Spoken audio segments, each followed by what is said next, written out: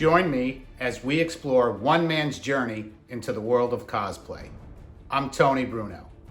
Today I had a great conversation with Cecil Garner, also known as Cecil Grimes, who does professional cosplay as Rick Grimes from the hit series The Walking Dead.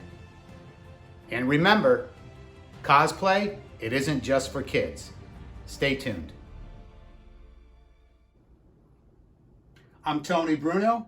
I'm here with Cecil Garner, also known as Cecil Grimes, cosplaying as Rick Grimes of The Walking Dead. Cecil, thank you for having me in your studio. Hey, thanks for coming over. Awesome. Yes. Hey, listen, tell me your Batman origin story. How did you get into cosplay? How did I get into cosplay? Well, it was over 4 years ago, and I've never attended a comic convention. Mm-hmm. Didn't know what the word cosplay really meant. Mm-hmm. But went to my first convention. Still no Walking Dead stuff. But when I was working for a bank, and it was Mustache November, Men's Health Month. Okay. And November. November, right? Mm-hmm. And so I was like, oh, I'll do it. You know, reason not to shave. Mm-hmm. And so and not only mustache, I went ahead and did the whole facial hair. And as it grew in, that's when I couldn't go anywhere without people saying, "Oh my God, do you know who you look like?" And that, of course, you know, at the gym, at the grocery store. But as the beard came in and made my jaw rounder, people were actually sneaking pictures of me randomly. Wow. Like they're, you know, like what? I don't know. I don't think I look like him, you know. And, But you're not a striking resemblance. You're a look-alike. right. There's a big difference. A very big difference. It definitely grew into something huge, and so you know I was like, okay, well I'll cosplay him, see what it's like. So the first time I did Rick officially was at the Brevard Zombie Walk downtown Melbourne, Florida, and I went and bought the polyester sheriff shirt, you know, the Rick Grimes, the cheapest, and I had the cowboy holster and the wrong gun and brown slacks, and people loved it. You know, I spent like, you know what, $30 total, and I did. It was, looking back, I was like, oh my God, I can't believe I cosplayed with all that, but they loved it. So I was like, okay, well that's pretty cool. Let me go ahead and get a better wardrobe. So I spent the next few weeks going to all the Goodwills and finding, you know, the black pant, the right jeans, his shirt at the time, eBay, finding the sheriff's belt, and airsoft python. And so I got that all together, and I said, well, there's a comic convention in Orlando. I'll go to this little one called MegaCon. And I'd never been to MegaCon. It's Florida's largest comic convention. And I walked in there, barely made it from the parking lot to the convention hall with the pictures. And then I got in the hall, and I literally was stuck in a corner the entire day with people lined up to take pictures with me. Lined up. And I didn't get to see any of the booths. For people that don't know what cosplay is or anime, explain that. Well, cosplay is 2 words: costume, play. Okay. It's where you create your own costume based on whatever character in the universe that you want to portray. And it also, there's a lot of cosplayers out there that create their own characters. That they're not something that they're imitating. They're actually being so creative as to create a new character in whatever universe that they decide to go with. It can be like The Walking Dead, a TV series. It could be an animated anime, series. Anywhere, you know, the sky's the limit. So anime has to do with animated series. So they dress up like somebody in a cartoon. Right, and animated series can be any animated series. Now, anime is actually a cartoon series that they have it was Asian origin, usually in, you know, Chinese, Japanese, and such, and it's its own genre. You know, if you ever talk to anybody, anime is definitely a passion for a lot of people, and they're very unique in their characters. Okay. So you've been doing this for about 4 years now? Over 4 years now. Over 4 years. Yes. Tell me all the places you've been and how many events you've been to. I've been to way over 100 featured events Wow. where they actually, feature me as a guest appearance, and so they fly Wow. you a hotel, all Incredible. that, and I've been to places that I never thought I would ever see or ever think about seeing. Tokyo and Wow. the Philippines, Ecuador, all over South America, multiple different conventions in Germany. And What's the most UK. memorable? The farthest ever flown, Japan. Okay. Tokyo it's just a dream that went to such a far distance. But the most recent and most memorable is Saudi Arabia, Riyadh, Saudi Arabia. It was what was it? It's Stan Lee's SuperCon Riyadh. Okay. And that show was the first show overseas that not only was I featured, but they wanted the sets that I create flown over. Wow. So it was the biggest undertaking, the farthest I've ever flown, farther than Tokyo, and it involved everything that I build along with my cosplay. And you handmade all your sets and your costumes. Yes, I coined the set production as set play. Okay. Off of cosplay, and it's the evolution of cosplayers now. For the longest time, a cosplayer would make these costumes and walk around a convention. If they get featured, they'd have a table with their pictures of different cosplays they created, and some I'm sure had backdrops here and there. What I created was, I only do Rick. I've done other cosplays, but Rick is what people want to see. And right now you are dressed as Rick. Yes, You have this is Colt, it looks like there. a Colt Python. Okay. That's my prop. And I have 12 different wardrobes, movie accurate wardrobes, but there's only a few that people really trigger on. And so I usually, focus on the ones that people would recognize in the most episodes. Now, before an event or a show, performance, whatever you want to call it, Right. do you prepare like an actor? Do you get into character? I do. When I go to a show, especially in the U.S., I take my whole set. I have 7 to 8 people they're employed to work my set with me, and that that load in and the setup and the fine tuning and it's a certain mindset. So before I go on as Rick, I have to pull away from all that. Everything's set up. You got to let it go, get into character, and really, usually I have a few audio clips of Rick talking, so you can really kind of feel it. You get back into the Rick, because if you stay too far away from it, you just don't have it fine tuned before you start seeing people. So yeah, I do take a good hour before I go on, when I'm putting on the blood and dirt on, to get this centered back to Rick. Now, I go back a ways here, and I remember the days of Night of the Living Dead, Oh yeah. of course, and Dawn of the Dead. Now, right now, it seems that the zombie apocalypse and the end of the world, what's the appeal to that, and why has this grown so much in popularity? Well, I know that the zombie genre has always been underground, a passion for people, underground. And I never really kind of grasped onto it. Zombies weren't something that resonated with me for all these years that I've known people that were in the zombie genre.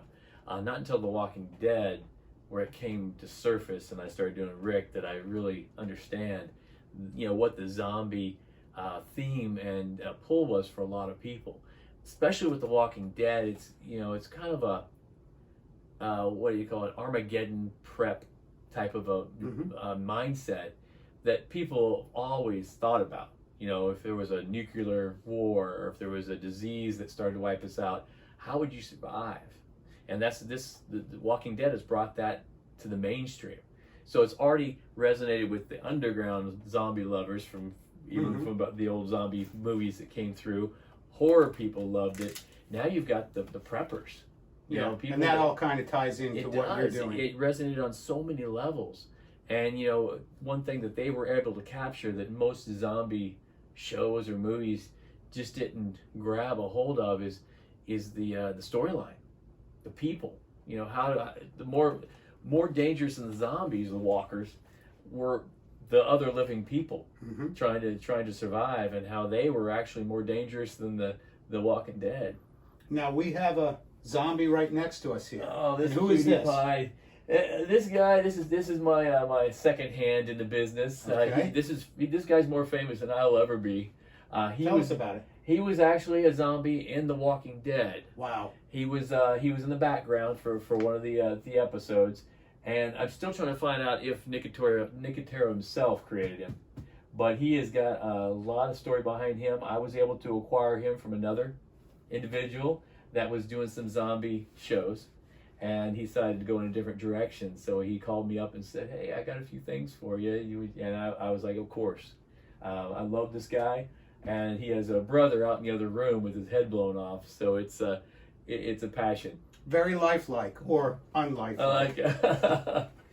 So, cosplay, we said, is not limited to just movie characters. Mm-hmm. Also, what is the future of Cecil Grimes cosplay? Or Cecil Garner? Right. Well, I started a production company. Started shooting my mini series called The Road to Sanctuary. Okay. So I've gotten into acting, into directing, and producing off that. Currently, I'm working on expanding Cecil Grimes cosplay into game streaming on Twitch. Excellent. Live game streaming, which, you know, having Rick dressed as Rick playing zombie games has had a big appeal.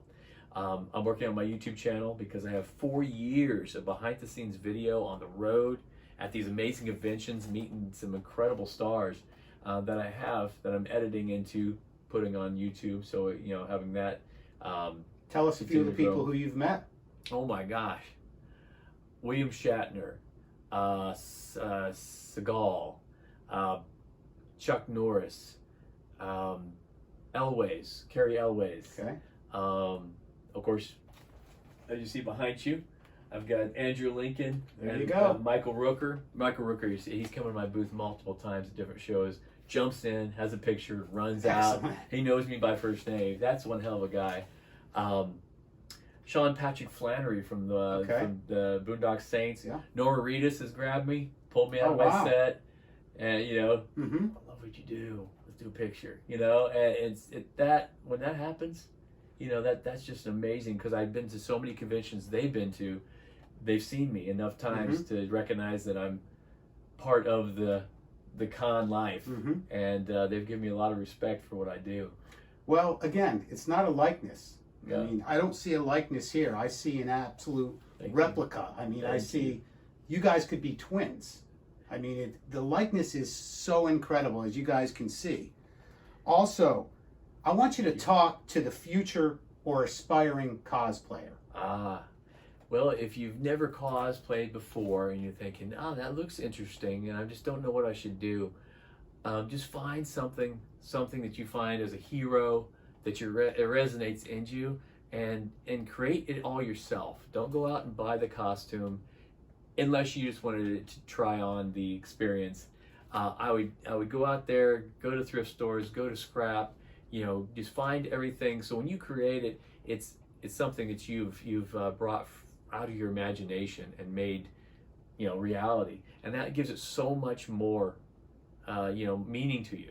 But if you want to put on a Spider-Man outfit and pop on a hood and run around like crazy at a comic convention, go for it, because it's an amazing world. It doesn't matter what you're into; it'll be at a comic convention. So you have sci-fi, horror, you know, anime, all these different genres, from comic books to figurines to video games. It's all out there in one location, especially the big ones. You know, MegaCon, New York Comic Con, San Diego Comic Con, which are the top 3 in the U.S., and just many more, you know, popping up here and there. I would imagine too, you are probably one of the biggest draws, I would say. I'm building notoriety as a male cosplayer, and also because The Walking Dead has been so huge. The Walking Dead viewership is starting to wane. It's starting to drop here in the U.S. It doesn't matter. It doesn't mean that next season might be amazing and pull everybody back. But overseas, it's huge. And that's why being booked overseas is very special to me. Because, you know, you're flying to an exotic place and people just are amazed, you know, of my cosplay, and they give you so much love, and they take very good care of you overseas. So, yeah, I'll continue to do this as long as I can.